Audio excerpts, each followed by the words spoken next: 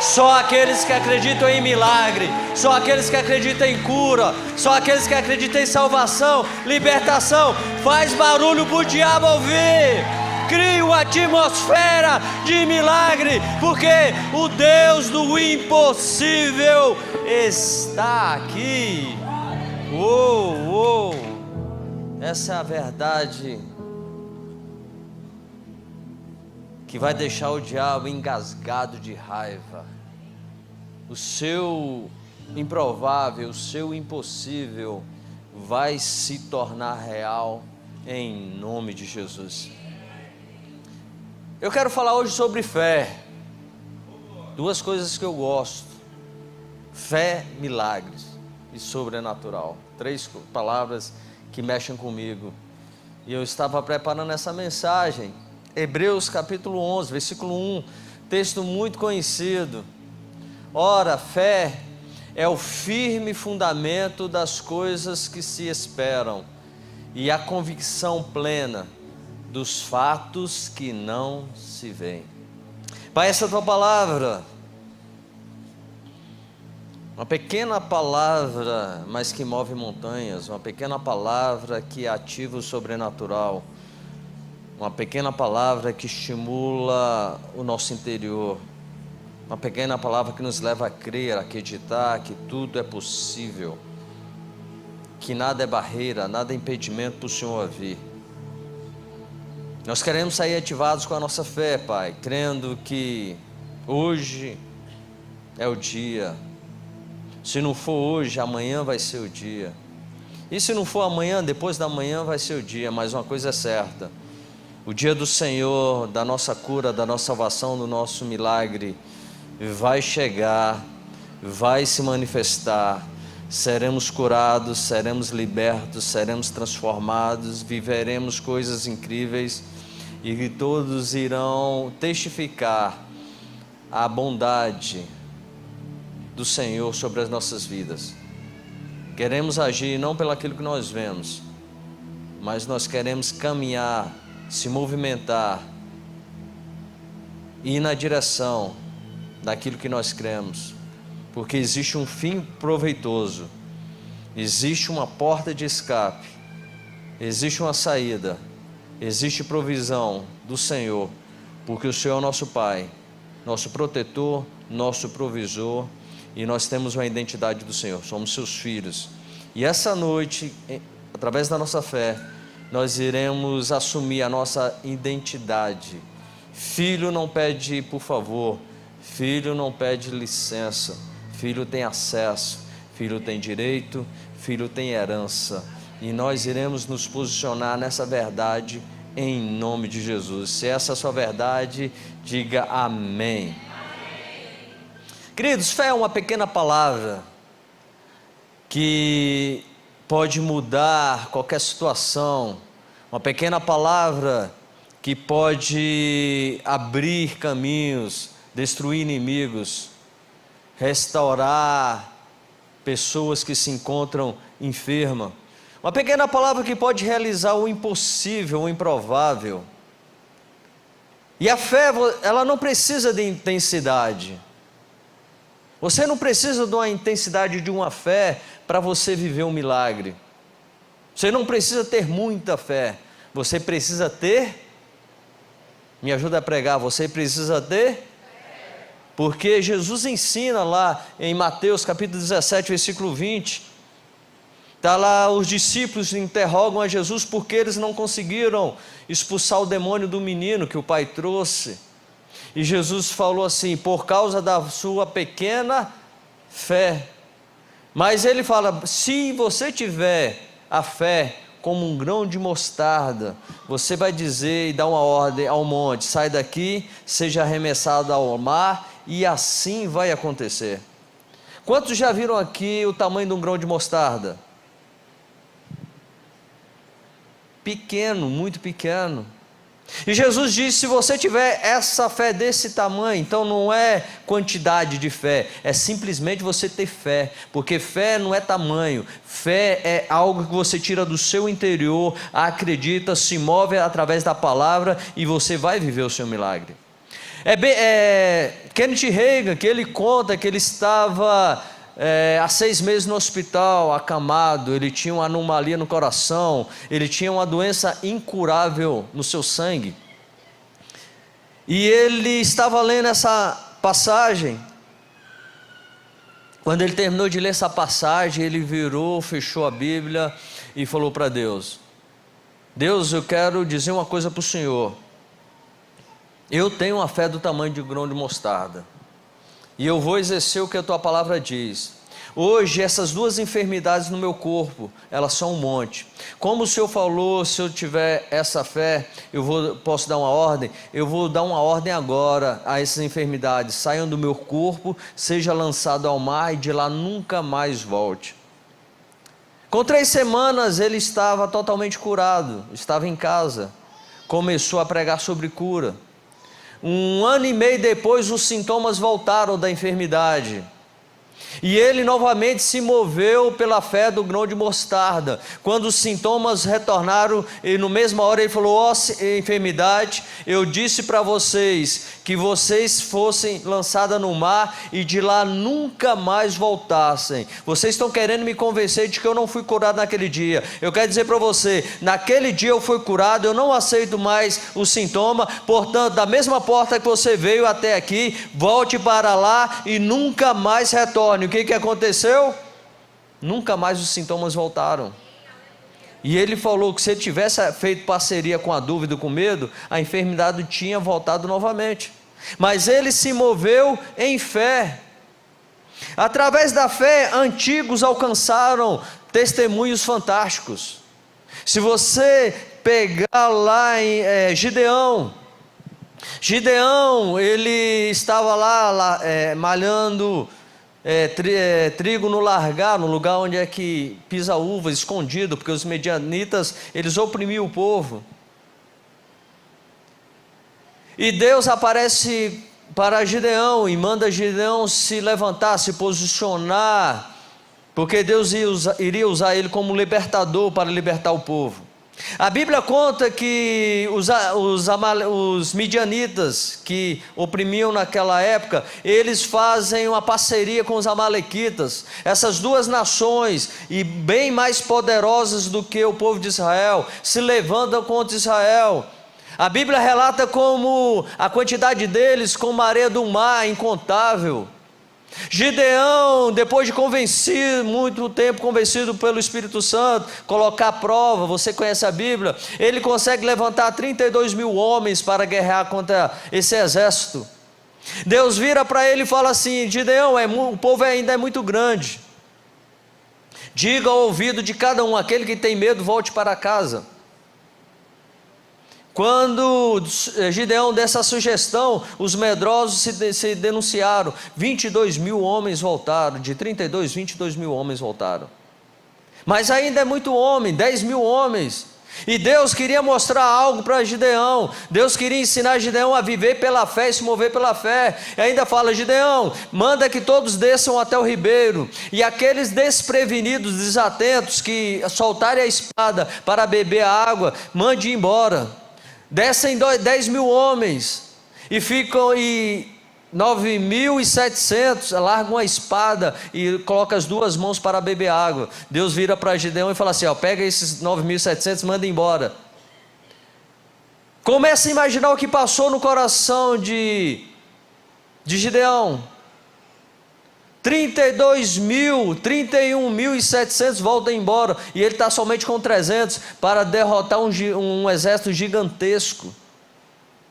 Mas a fé é isso, a fé é dependência, a fé é acreditar, a fé é buscar a palavra no seu interior, e não olhar a circunstância, não olhar a quantidade, não olhar o inimigo, não olhar o gigante, não olhar aquele que vem contra você, é se mover numa palavra de Deus. E ele com 300 homens derrotou um exército de mais de 100 mil homens, porque quando você tem uma palavra de Deus, e você se move em fé, você vai viver o milagre. milagre, porque não vai ser você que vai agir, vai ser Deus que vai agir por você. E quando Deus age através de você, milagres acontecem, a cura acontece, o câncer desaparece, a enfermidade desaparece e o sobrenatural se manifesta no nosso meio.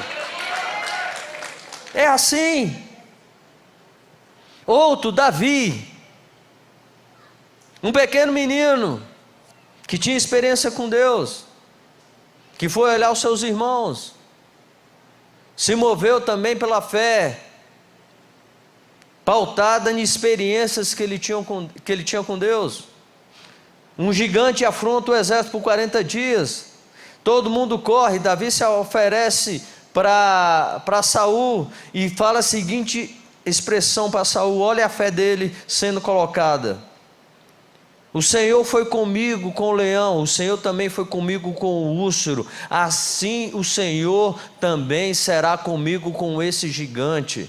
E Davi parte para a batalha, Davi se apressa, e Davi derrota aquele que por 40 dias colocou Saul para correr, colocou Jonatas para correr, colocou Joabe para correr, colocou todo o exército para correr, um simples menino franzino, de gentil aspecto, que a Bíblia diz, mas que ele carregava fé, porque quando você carrega fé, você não precisa ter uma estatura grande. Quando você carrega fé, você carrega Deus com você, e quando você carrega Deus com você, até o gigante de 4 metros vai ter que cair. Isso é viver pela fé.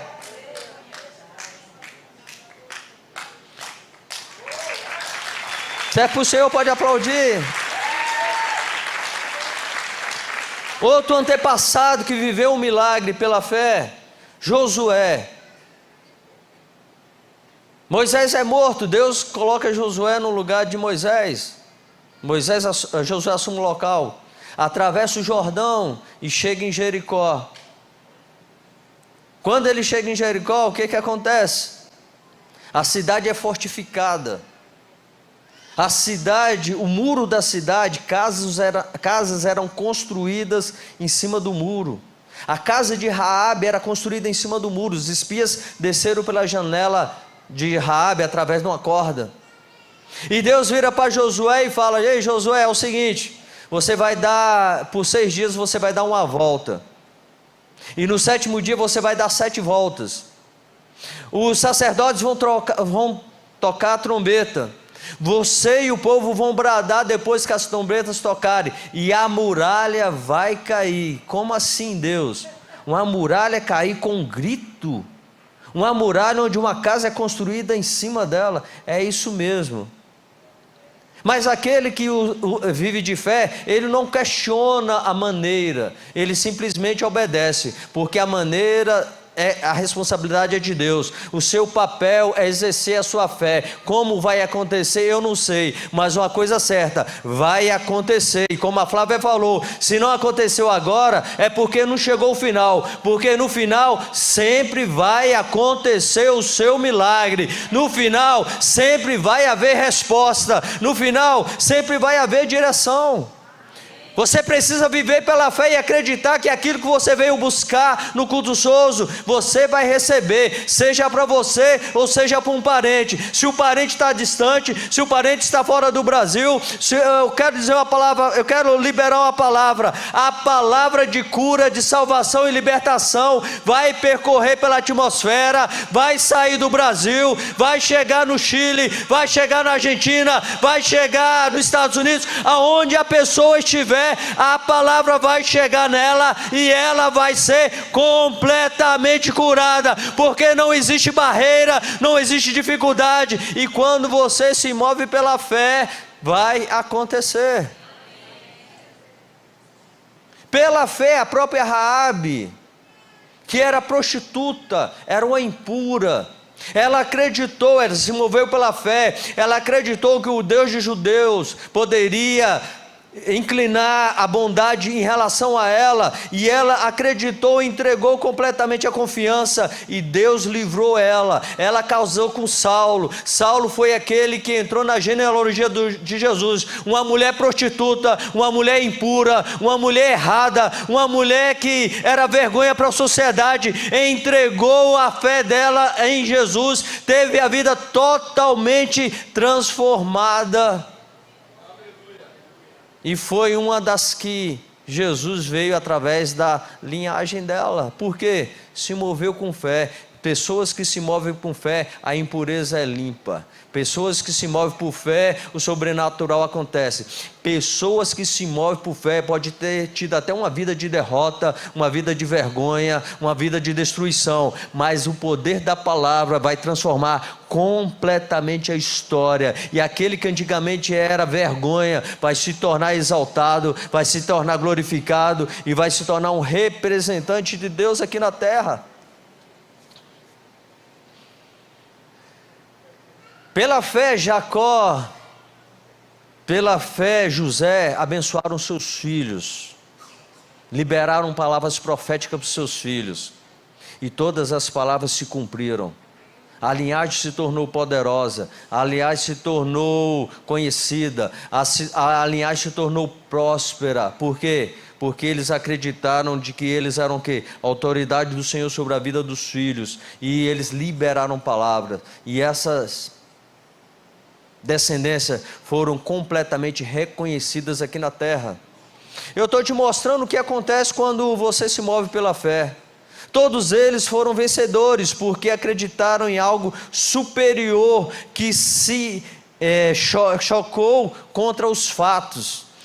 Aquele que vive por fé não se preocupa com os fatos, não se preocupa com a circunstância, não se preocupa com o momento, porque não é a circunstância que vai determinar quem você é você, através da sua fé, que vai determinar como as circunstâncias se tornarão. O que vai acontecer é você que vai determinar.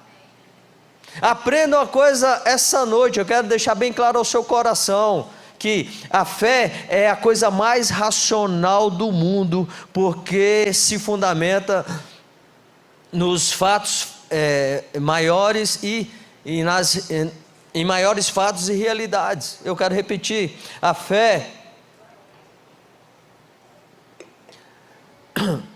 é a coisa mais racional do mundo, porque se fundamenta nos maiores fatos e realidades. Você pode estar me perguntando, pastor, quais são os fatos e essas realidades que a fé se fundamenta? Eu quero liberar para você 3 fatos que vai fundamentar a sua fé. Primeiro, a fé enxerga Deus. Diga assim comigo: a fé enxerga Deus.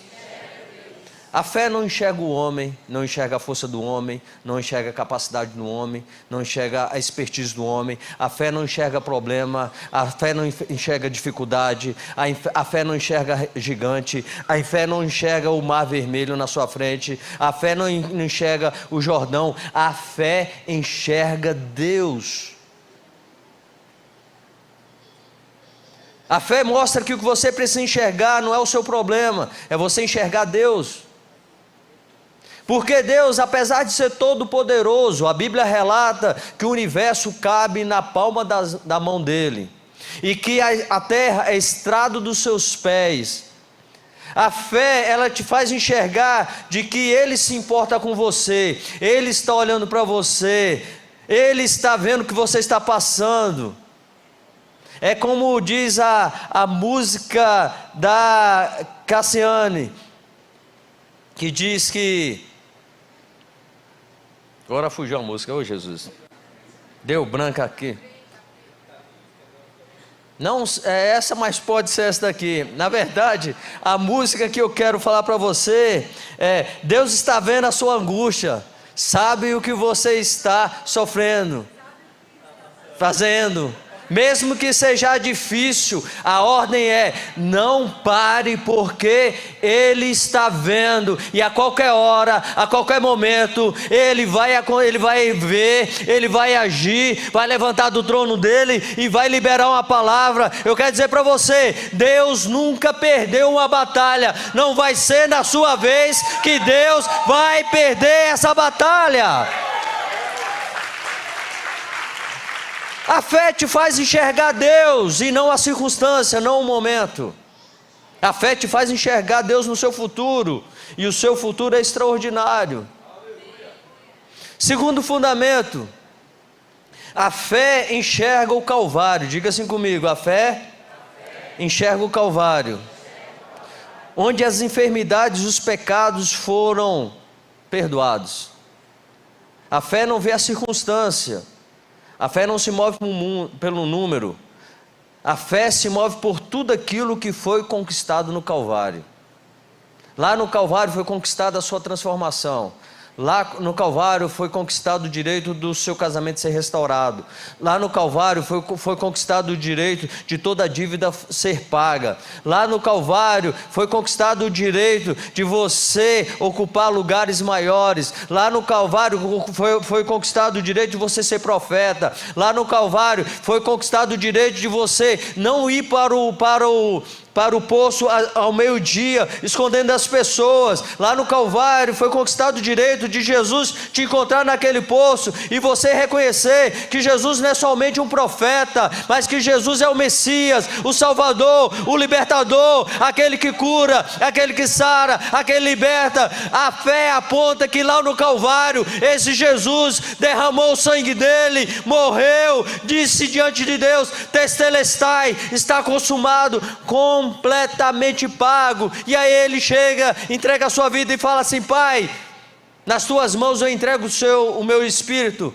E a palavra diz que houve densas trevas no céu, houve terremotos, o véu se rasgou, testificando de que aquilo que impedia de você ter acesso como filho, que agora você não precisa pedir licença, você não precisa pedir por favor para Deus, você tem um livre acesso, você entra por esse caminho. E ele morreu, mas ao terceiro dia ressuscitou, hoje está sentado à direita do Pai, e está dizendo: eu conquistei o direito naquela cruz. Aquela cruz, ela significa o meu amor, aquela cruz representa um preço pago, aquela cruz representa redenção, preço pago pelo escravo, ruptura da escravidão. A fé aponta o Calvário, e o Calvário é tudo que você precisa para viver o que você tanto busca nesse culto.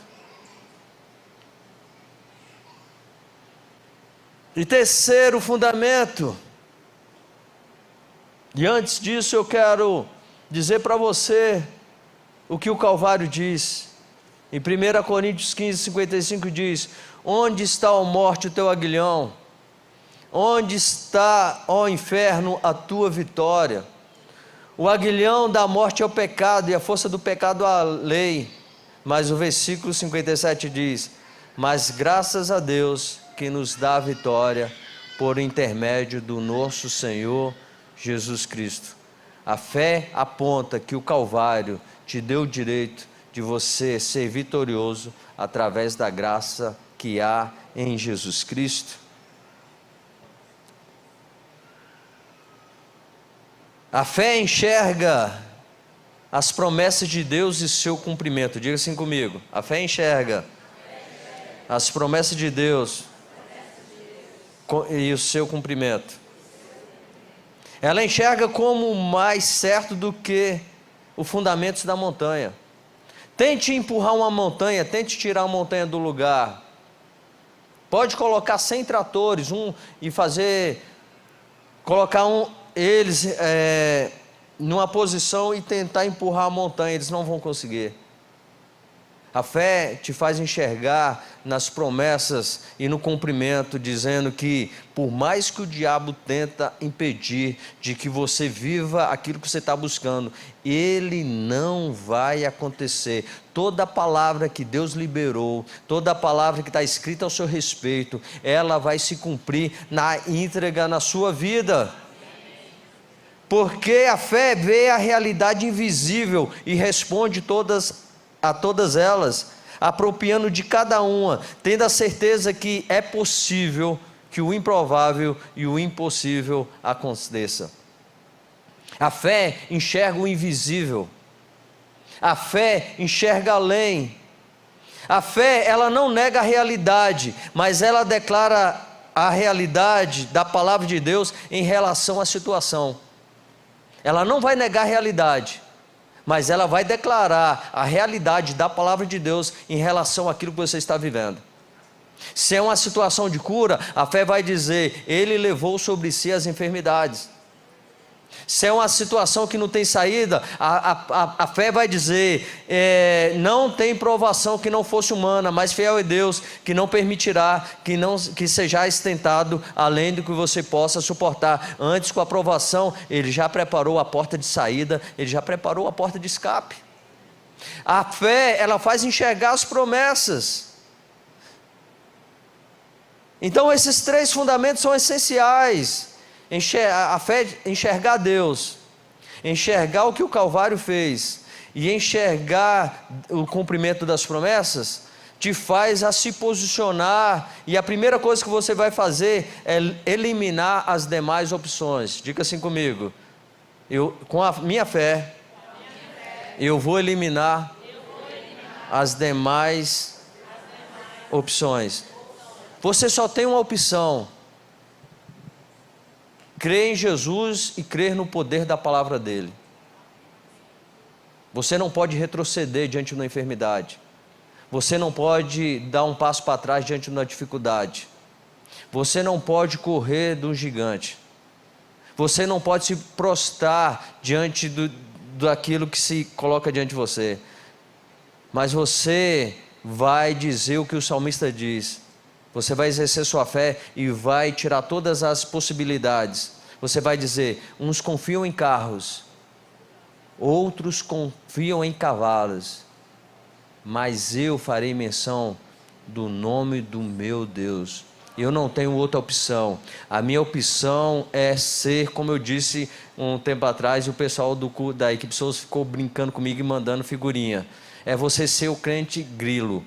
Cri, cri, cri, cri, cri, aí todo o tempo dizer, eu creio, eu creio, eu creio, eu creio, eu creio, não importa o que vier contra mim.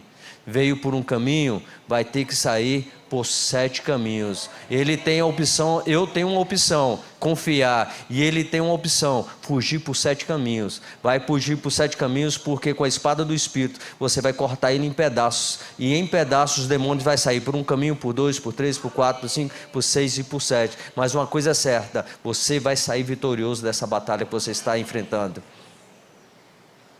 Elimine as opções. Bill Johnson diz que a verdadeira fé não descarta a existência de um problema, apenas nega ao problema um lugar de influência. Você não vai descartar a existência do problema, mas você vai negar ao problema um lugar de influência. Sabe por quê?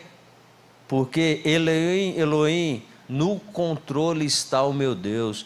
Tudo ele governa.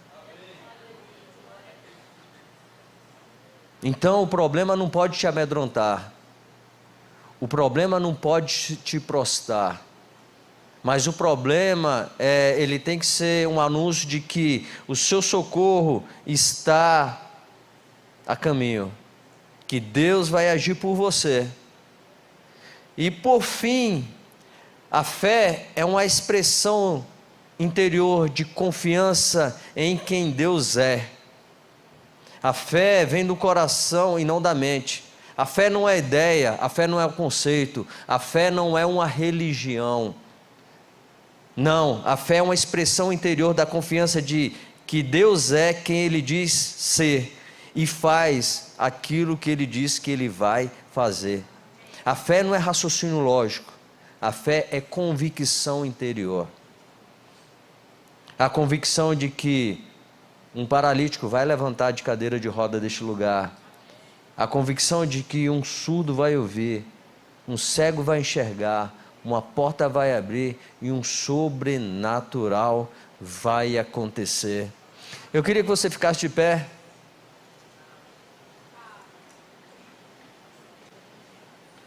A fé é agarrar a irrealidade da esperança e trazê-la para a dimensão da realidade. É dar substância às coisas que nós esperamos. É você trazer o invisível para o natural. Pastor Cote, ele diz uma frase tremenda. Ele diz que Deus ouve orações, mas responde pela fé. Você pode fazer várias orações, mas as orações que serão respondidas serão aquelas orações movidas pela fé, porque a fé é algo interior. Você não precisa sentir a cura, você precisa crer na cura, porque a partir do momento que você crer na cura, mesmo sentindo os sintomas, eles vão ter que se dobrar diante de Jesus e essa enfermidade vai ter que sair. Você não precisa acreditar na aprovação depois que você vê o seu nome na lista dos aprovados no concurso, não. Você tem que crer que o seu nome vai estar na lista dos aprovados do concurso antes mesmo de acontecer. Isso é viver pela fé.